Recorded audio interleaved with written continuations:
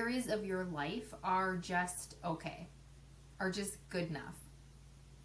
I want to talk about this today about how to stop settling and build an extraordinary life. A lot of people can't even begin to imagine or picture what an extraordinary life would be like. I can already hear the people saying, like, that's just not possible. That's just, life is life, right? Because when we say extraordinary, sometimes it sounds like this grandiose, unachievable thing. You know, I was thinking about this recently and just the journey that I have been on in my own self-development and where I was and how far I've come. And I was thinking that if I had stayed doing what I was doing, had I stayed on the path that I was on a few years ago, things would have been fine. You know, I didn't get laid off from my jobs. I know a lot of people who are in that situation. I wasn't laid off from any jobs. I was performing well. All in all, things were going fine. I could have very well stayed what I was doing and things would have been okay. And in some regards, honestly, it would have been a heck of a lot easier, right? Because starting and running a business is hard. It's absolutely not taking an easy route, that's for sure. You know, I would have had a stable income, somewhat secure in the extent that, you know, working for other people can be secure, but somewhat secure. It would have been fine, right? I would have been okay. And yet, that wasn't good enough for me because I knew that I would have been settling. And so when I think about had I stayed on the path that I was on, it was so incredibly blessed. And I'm so incredibly grateful for all of the opportunities that I had, for the companies that I worked for the leaders. I've had amazing leaders, for the leaders I've had, for the positions I've held, for the opportunities I was afforded, for the development and support that I got. I'm so incredibly grateful for that. And I would have kept doing that. I would have kept working hard. I would have kept showing up my best. I would have kept having supportive, you know, teams and environments and creating those spaces. And it would have been fine. And yet I chose to get uncomfortable.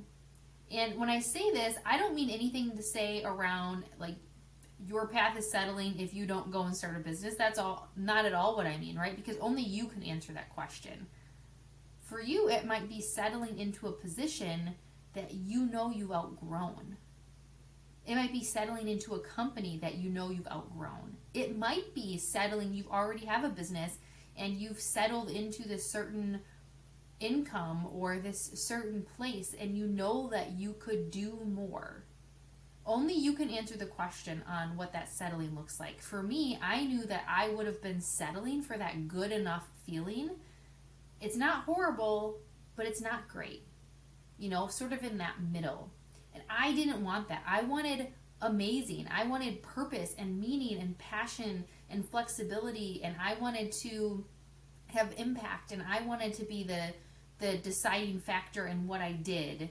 And I didn't want to be the majority of people. I didn't want to be the 80% of people who fail to reach their full potential. So that statistic from Positive Intelligence that 80% of people fall below the mental fitness needed to reach their peak performance and potential, which means only 20% of people are reaching their potential.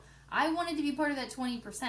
I wanted to work with people that wanted to be part of that 20%. I wanted to surround myself with people that wanted to be that 20%. I didn't want to settle for good enough. I didn't want to settle for it's fine, it's okay. Right? So for you, it might not be going and starting a business. Maybe it's pushing yourself into a higher level role, into a new industry. Maybe it is into a business, into growing your business, into stop settling for where you're at. Maybe it's health, it's relationships.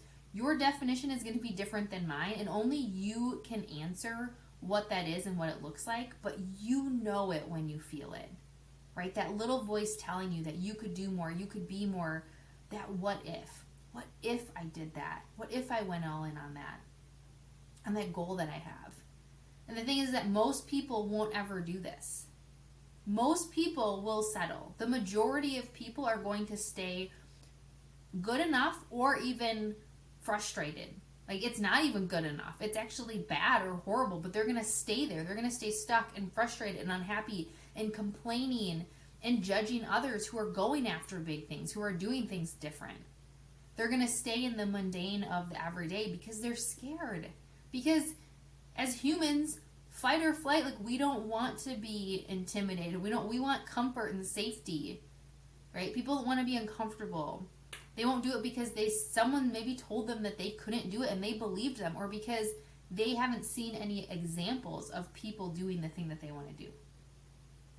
But my question for you is, how long are you willing to wait there?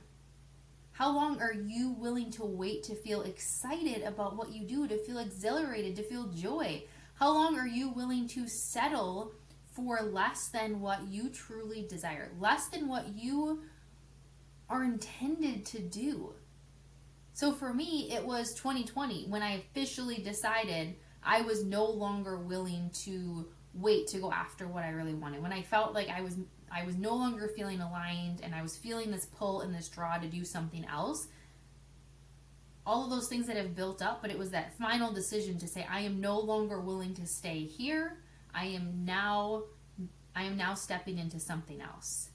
And there have been so many days since then that I think, oh my gosh, Julie, it would have been so much easier, quote unquote easier, in some regards.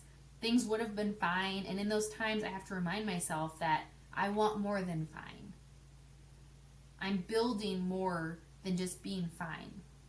And the thing is you can't do it from your current viewpoint, right? You can't do it from, if you're down walking on a path, you see that path, you need to get, I always say, this macro view, this like bird's eye view, like almost out of your body, where you can see the bigger picture from a bird's eye view. You can't do this by staying in the same place with the same people doing exactly what you've already done. You need to expand.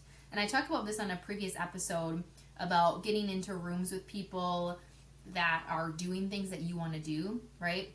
So if that's something you want to check out that episode. But until I was able to see what else was out there, until I was able to see what was possible for me, I wouldn't have been able to even dream it all up and think that I could do it, right? Because it's not just one thing. It takes you having the courage to do it and make that decision, like rip off the Band-Aid and say, I'm no longer going to settle.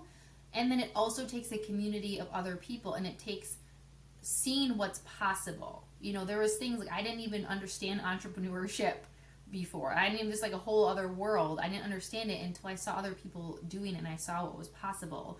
So whatever it is that thing that you want to do, having the courage to do it and making that decision, but then also looking to other people who have done it.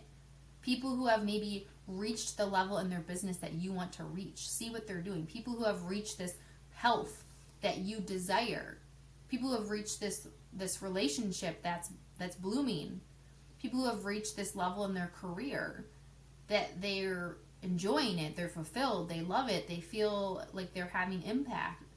Surrounding yourself with those people. So what area of your life right now are you settling for good enough? Or maybe not even good enough. Maybe you're just tolerating it. Maybe you're just tolerating like really crappy. Is it your health?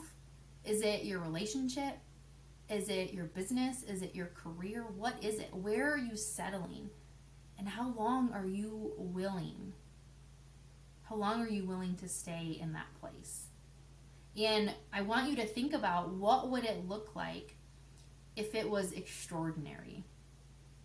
What would that look like? What would that feel like? What would your health look like if it was extraordinary? What would your relationship look like with this person that you're thinking of if it was extraordinary? What would your business goals and results look like if they were extraordinary? What would your career look like if it was extraordinary? And if you're sitting there saying, I don't even know how to imagine that, I'm just going to ask you to, what I tell my clients sometimes is, I'm just going to ask you to imagine playing in the sandbox, right? We're just playing with ideas. What could that look like? And if you can't come up with that idea, maybe don't just do it from the spot you're in. Just like we were talking about, get a new viewpoint, take a walk, do something that's going to make you feel creative, and really think about, what would extraordinary look like for me? What would it feel like? And when you get excited, you no longer want to settle for good enough, because you've gotten a taste. Even if it's just a visualization, you've gotten a taste for what amazing can be. And if you decide, I will no longer settle, I will strive for extraordinary, for joy and fulfillment and my absolute best. And I don't want you to mistake this for burning yourself out, right? Because that's a fine line. And it's very easy to do, and I will own up to say I burnt myself out. And that's why I talk about wellness and why it's important to check in with yourself, because in my aspirations for amazing and extraordinary and impact, it's very easy to burn out because I have all these things going. So you kind of have to hold both.